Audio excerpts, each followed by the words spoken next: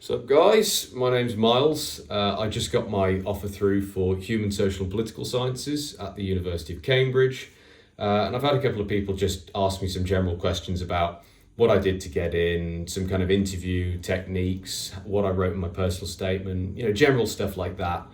So I thought I'd make a quick video just outlining exactly how I did what I did. Before we get into it, I'm not here to waste anyone's time. If you want to skip ahead, this isn't, relevant to the entire video. I just want to, say a couple of things before I start. So, firstly, I just want to make sure that people know, I'm not some kind of academic weapon or, some insanely locked in monk mode shit. I'm not someone who locks myself in a room, a little bat cave and works until like 6 a.m. and sleeps 3 hours. That's not who I am. In fact, I actually struggled quite a lot academically. I had undiagnosed ADHD. Only got diagnosed about 2022, I think, the spring of 2022, and didn't get medicated until only a couple of months before my GCSEs. So, I'm not saying this is some kind of pity story or anything like that. I just want to make sure that people watching this know that I'm not superhuman. I'm not any different to you. I don't have anything that you don't have. I've got my brain, I've got my hands, I've got time, and that's all I really use to get into Cambridge, besides just general interest in what I do, which I'm sure you have if you're here. That you're passionate about your subject and you want to get the most out of it. With that said, don't approach this thinking that I'm some kind of version of yourself to aspire to or anything like that. I'm different from you. What I'm interested in is different from you. And one of the most important things that I want to get across actually with the whole application process is that you want to position yourself as a unique individual who brings something new to the table. And that's really important. You want to be yourself. No one else is you. I'm not you. Your friends aren't you, academics aren't you. You are you. And you've got to show your character and your personality, bring something to the table and show how your personal experiences can feed into what you want to learn. So with that said, we'll get into the main part of the video. So I'm going to break this down into 4 sections. We're going to have personal statement, interview advice, general kind of reading, documentaries, things like that I would suggest, and then kind of general life and fitness, well-being and things like that, which might not sound directly relevant to the application process, but trust me, it's really important actually when you think about it, which hopefully I'll get across. But we'll start off with personal statement. I've got it here. So here we go. I'll just kind of read through it quickly, and I'll stop at each section and just tell you, stop at the end of each section and just kind of tell you why I put certain things in there, what worked, what didn't work, how I shortened. I'll tell you how I kind of condensed it and all that kind of stuff when I'm done. I just want to really show you the kind of stuff that they're looking for in a personal statement. So, growing up in Wales with Irish and English heritage, I questioned the foundations of my sense of identity. I saw that nations can exist side by side, yet have distinct cultures and societal norms. Curiosity led me to research communities such as the Chambri people of Papua New Guinea, whose culture contrasts with ours regarding gender roles.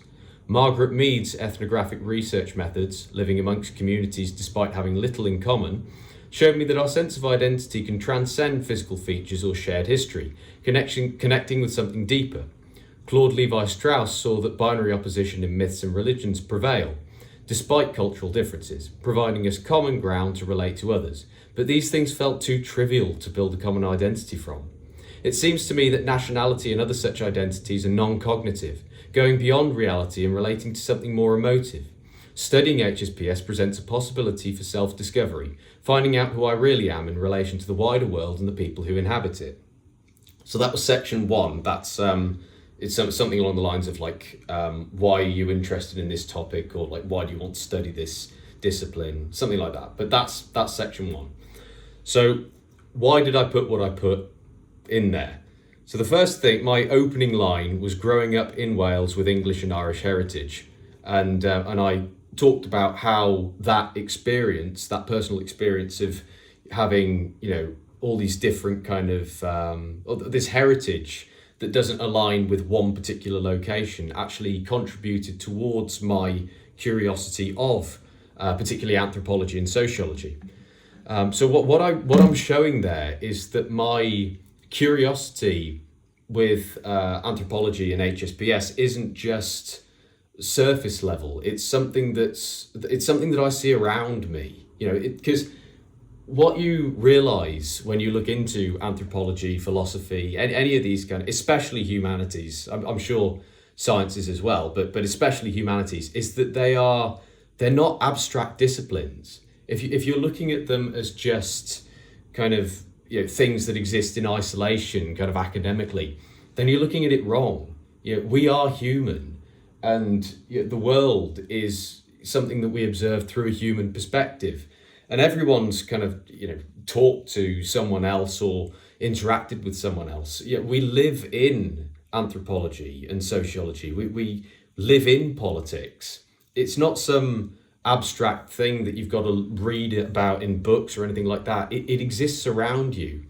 And so really, I really would recommend conveying in your personal statement that you have not only a curiosity, but an ability to see what's going on around you in terms of anthropology and sociology, and politics, whatever you're doing.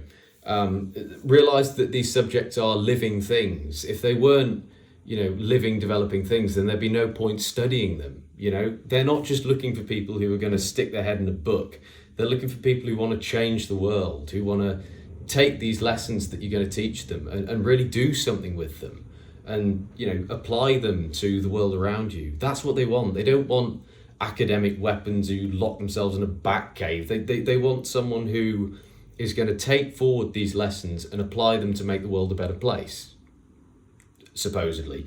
But that's what you want to convey really with that kind of thing, that not only have you shown an interest in anthropology or whatever discipline you want to kind of go into, but also that you have an ability to observe it in the world around you and apply it, that even before coming across anthropology, potentially you were considering anthropological questions, which you have now got the ability to answer because you've looked into anthropology, just as a rule of thumb. And that doesn't have to be exactly how I put it. For instance, if you're from Portugal, then you might want to talk about for instance, ghettoization. For instance, if you live in somewhere like Portugal, then ghettoization is a topic that's really massive, or even places like big cities or anything like that. So essentially, what ghettoization is, you can. I'm not going to explain it for the sake of keeping this video short, but look into it, because essentially what you have in these kind of places is you have these really wealthy kind of gated communities and quite kind of developed cities surrounded by these kind of almost slums, this severe poverty, people living in kind of really deprived conditions. And so that's quite interesting to look at. So definitely I would recommend looking into those kind of things, or just things that you can see around you, talking about how you've taken anthropological concepts and applied them to the reality that you live in. So, right, that's section one. We'll move on to section two, which is, I should have brought these up as well. It's something along the lines of how have the subjects that you've studied given you a better understanding of this discipline. So I said, studying politics introduced me to Hobbes's view of life prior to government as nasty, brutish and short. Reading further, Malinowski's research on the Trobriand Islands contradicts this belief, showing that cooperation between primitive groups arose organically without coercion by a state, despite geographical challenges. Perhaps it is the over-regulation of beliefs and behaviours itself that causes conflict, as seen currently in Palestine. Would humanity benefit if policies were more trusting of our natural ability to cooperate? In RS, exploring religious language and the ideas of Wittgenstein led me to Clifford Geertz, whose analysis of religion as a cultural system revealed how beliefs shape social order.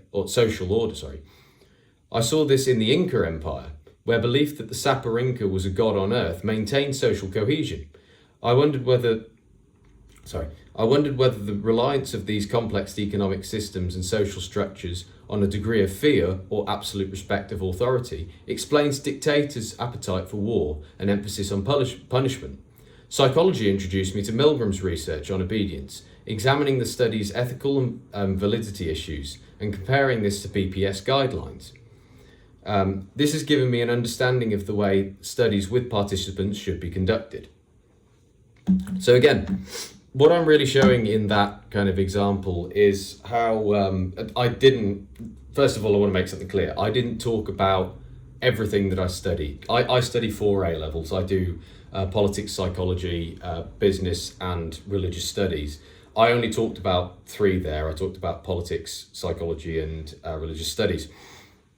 But the point here is to not just yap on about concepts that you've learned. I could talk all day about how about religious language in RS, or about conservatism and Hobbes's ideas and things like that, but that's not what they're asking. They're asking you, how have the things that you've learned contributed to your understanding of the topic that you want to go into. It's not just about what it's not about showing how much you've learned in your A levels. It's about showing how specific, even just one specific concept that you've learned about relates to this new field that you're planning to go into. And that's especially relevant for things like anthropology, which I don't know about abroad or anything like that, but certainly in the UK there isn't an A level for anthropology. So it's a new discipline. It's something that you won't have gone into academically. So yeah, that's essentially very kind of broadly what you want to be doing. You want to be taking a specific idea, not trying to summarize an entire subject. You want to take a specific idea, maybe from a subject that you found interesting, and relate it to another idea in this new topic that you're going into. Also, I've been kind of a bit sneaky here, and I've put in certain things that I know will be asked about in an interview. So, for example, what I was saying about would humanity benefit if policies are more trusting of our natural ability to cooperate is one, and also I wondered whether the reliance of these complex economic systems and social structures on a degree of fear or absolute respect of authority explains dictators' appetite for war. These are things that questions that I bring up that I don't answer, and you don't want to be annoying about that, bring up a really key central concept and then not go into that. But what you can do is bring up questions like that and leave them unresolved, because then that an interviewer is specifically going to ask about that.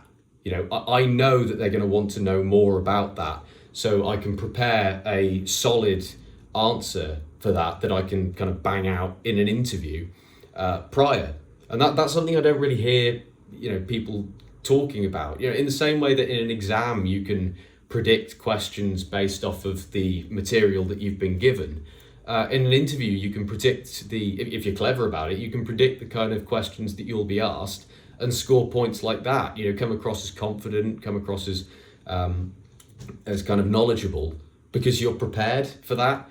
So that's something I really would recommend as well, kind of bringing up questions and leaving them somewhat unanswered, so that you can then kind of have those pre-prepared and kind of just spew them out in an interview.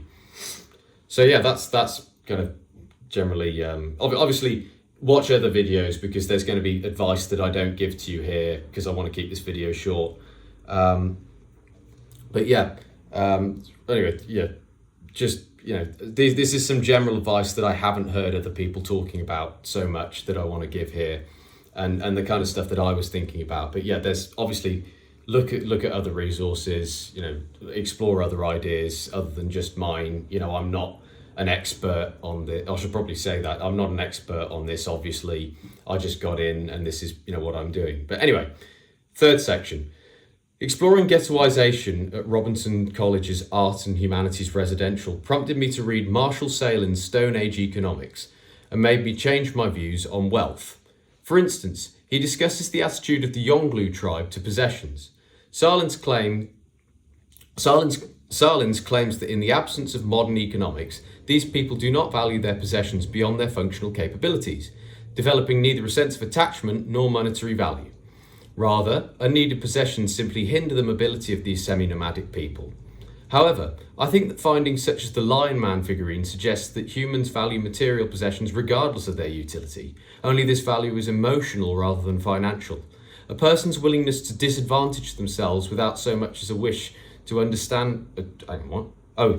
A person's willingness to disadvantage themselves without so much as a financial incentive truly illustrates the beautiful complexity of human nature, one I wish to understand better.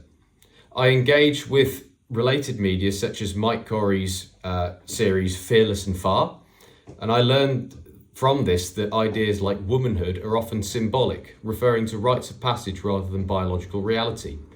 Articles from the American Anthropological Association have shown me that despite my previous assumptions, humans look beyond tangible things when forming connections and identity. This reminded me of my sense of Welsh identity, a connection not rooted in blood or shared history, but in an inexplicable feeling of belonging, a phenomenon known in Wales as cynefin. I think my love for HSPS arises from its ability to constantly prove me wrong, inspiring me to rethink my own identity and see the world more clearly. Okay, and that's the end of my personal statement. So what have I done there? So what I've done structurally here, which I just want to point out quickly before I go into what I've actually said in that section, is that I've planned it out so that I introduce a question at the beginning and then answer it at the end. So it kind of all goes in a loop. You'll notice that I start by talking about my sense of Welsh identity, mixed in with Irish and English heritage and all that kind of stuff. And then I, having brought that up, I move on to what might explain, it might be something non-cognitive going beyond reality and whatever. And then at the end, having discussed all of these ideas, which are somewhat related to that, I bring it nicely to a conclusion by coming back and resolving that initial question. Okay, I've read this and it's given me a better insight into exactly what it means to be Welsh or English or Irish or to have an identity. So yeah, that's just structurally a little device that I want to point out, which is quite effective because it kind of creates that sense of harmony, I guess, within a piece of writing. But anyway, you can choose to use that or not. That's not something essential. That's just something I thought was quite nice.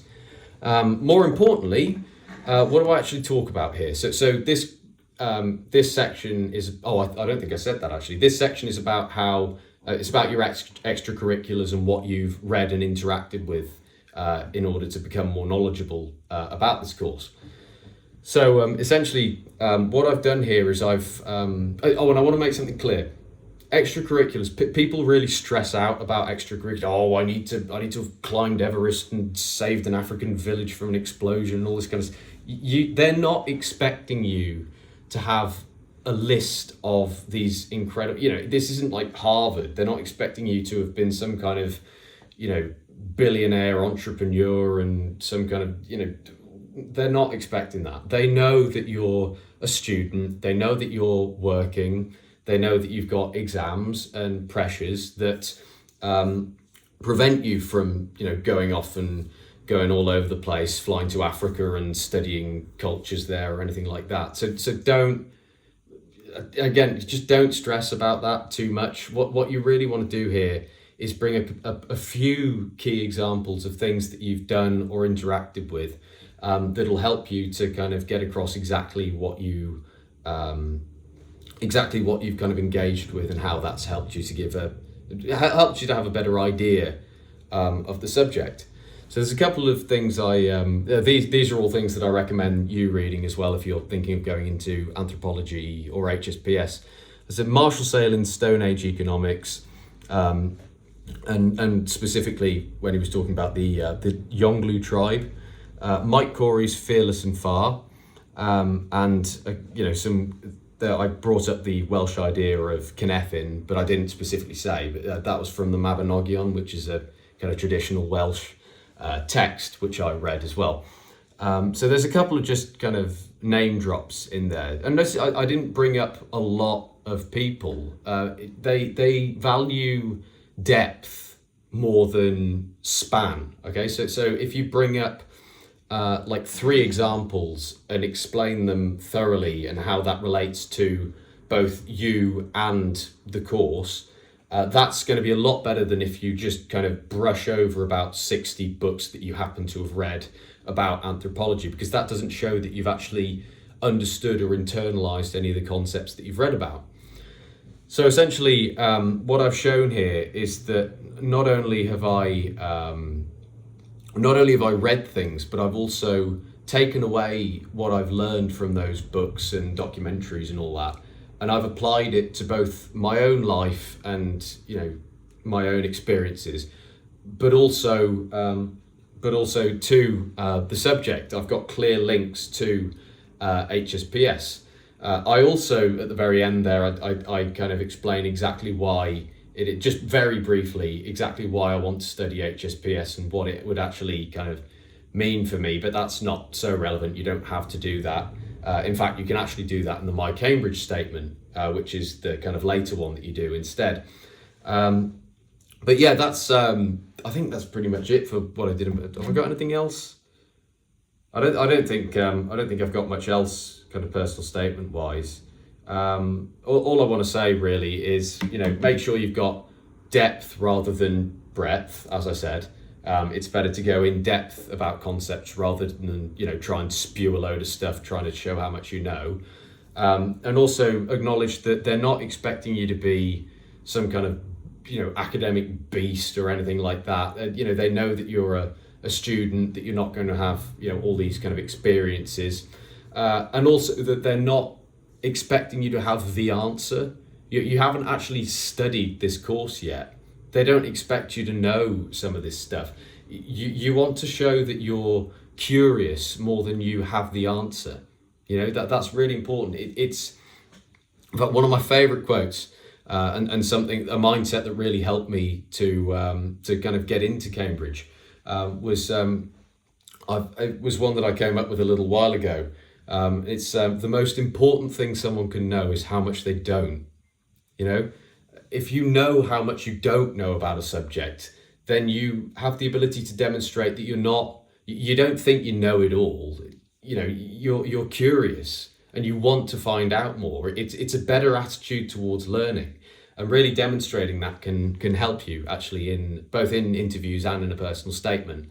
And it helps to put you across as someone who's going to fit into the kind of environment of Cambridge. It's a curious place. It's a place for people who want to learn in depth about a particular discipline. So yeah, anyway, that's pretty much, again, look into other sources of advice for personal statement writing and things like that, and talk to your teachers and things like that. That really helps.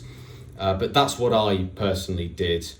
Some advice that I kind of have that I don't hear talked about very much. So yeah.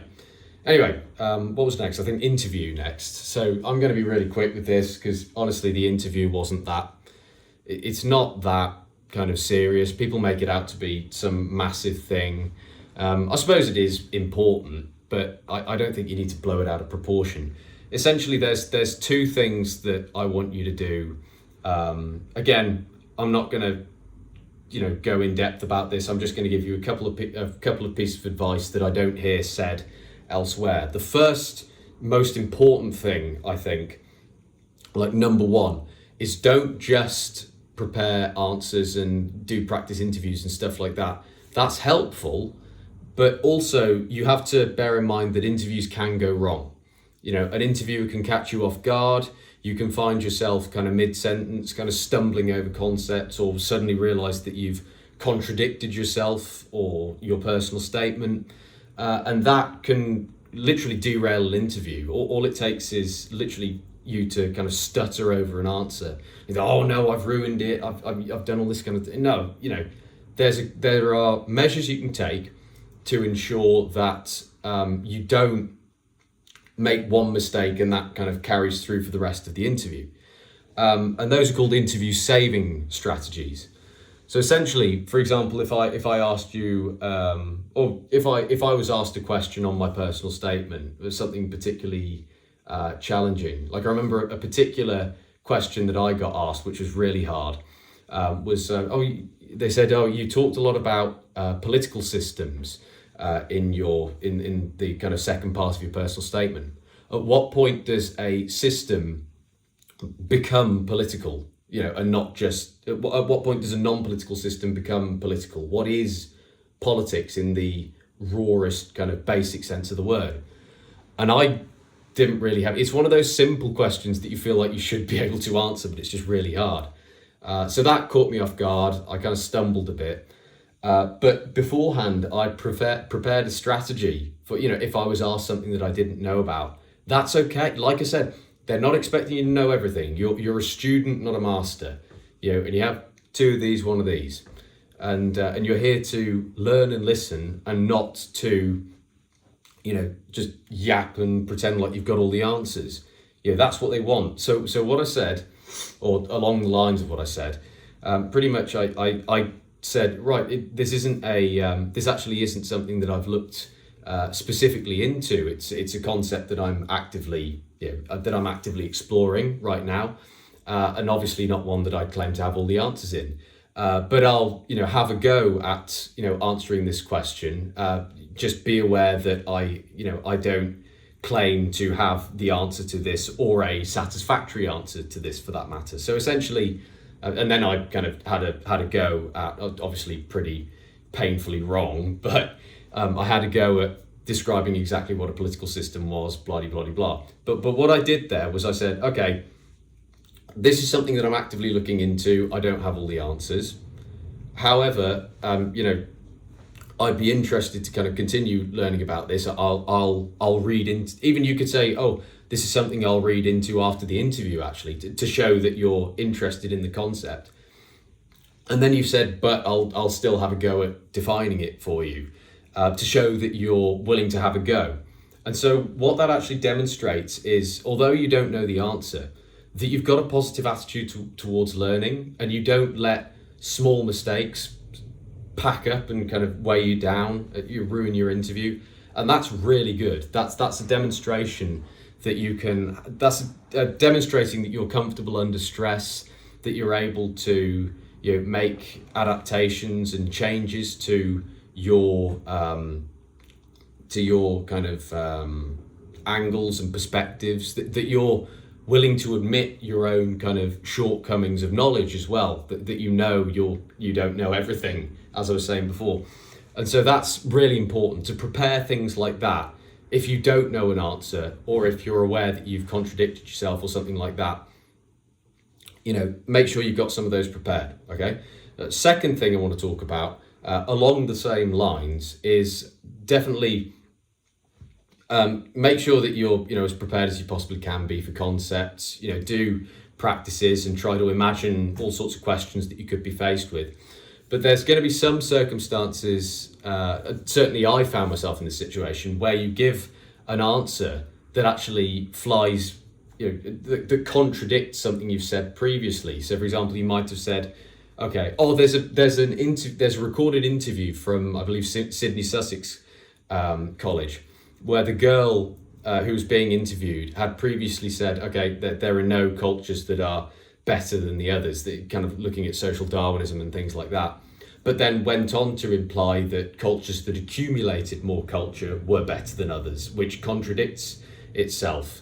So essentially what you want to do in that situation, just for example, is rather than try and go with it and pretend like that didn't happen, because they'll notice, an interviewer will notice that. You always have to presume that they've picked up on your tiny mistakes.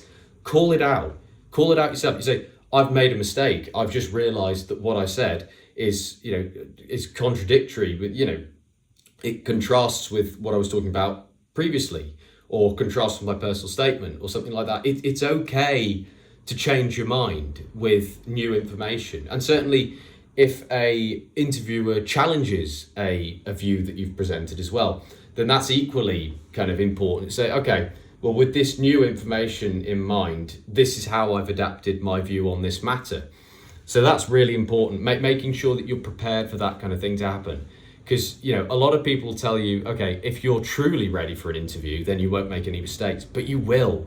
And actually being ready for an interview means being ready for failing that interview or making mistakes in that interview and grasping it back, dealing with your shortcomings and being honest with the interviewer. In fact, that's really important. Be honest with the interviewer. They're not trying to catch you out. You know, they're not trying to, you know, destroy your reputation. Or, you know, they want you to get in. If you're intelligent and passionate about your subject, they want you to get in. You're the kind of person that they want. So be honest, be kind of, you know, open to new ideas. Don't feel as though you have to protect the ideas that you've got or you know, stand by them. You know, these people are experts in their fields. They can catch you out. They know more about the subject than you do. And realizing that, you know, and that isn't a bad thing, really takes you that extra mile in the interview, and shows your openness and willingness to learn, despite your own kind of lack of knowledge in the short term. Anyway, third thing I want to talk about is some general reading. This is specific to HSPS and anthropology and sociology and things like that. I've already talked about Marshall Sahlins' Stone Age Economics. I've already talked about things like Mike Corey's Fearless and Far. That's on YouTube, by the way. It's a really good series, especially some of the stuff he does with African tribes, you know, hunting, following their lives around. It is pretty much ethnography, you know, ethnography being the primary way in which anthropology researchers think. You know, it is pretty much anthropological research. And you can see these cultures in action and these cultural norms and differences as well. Seeing that actually, for example, I forget the name of the culture now, but womanhood, for example, in this specific African tribe was defined not only biologically but also socially. So yes, you have to have certain genitals, certain kind of facial structure or whatever to be a woman, but also you need to have this certain tattoo and this certain piercing. You know, it's rites of passage, and that's really interesting to kind of. So yeah, you can get a sense of cultures. Something else that I think is really important to do is actually to not try and read specifically into your subject. It's actually to take media and, you know, media and kind of writings and things like that aren't directly related to anthropology and ask or look at them from an anthropological perspective. So, for example, there's a movie on Netflix called Concrete Cowboy, which is essentially about this kind of group of cowboys in Philadelphia who'd settled in what is now urban Philadelphia. And the city had kind of grown around them, and, you know, modern kind of economics had taken over. And essentially they were just kind of stranded there with their horses, living kind of like a yesterday's life within a modern city. And it's a really interesting kind of, it's a really interesting movie. It's based on real, you know, events. But it shows how cultures kind of adapt to changing environments and things like that. But beyond that, something that struck me while I was watching it was I wondered why these people valued their culture so much.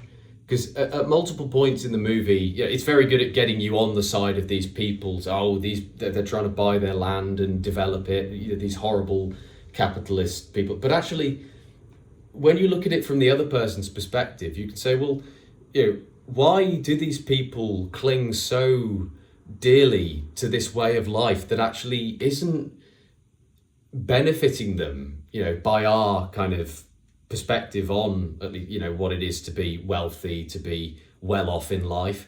But things like, you know, they obviously wanted, as a community, they obviously wanted these kind of capitalist, motivators. Like they wanted money and status, and you see, engagement in things like gang activity, selling of narcotics and things like that, which shows that actually these people are motivated by money.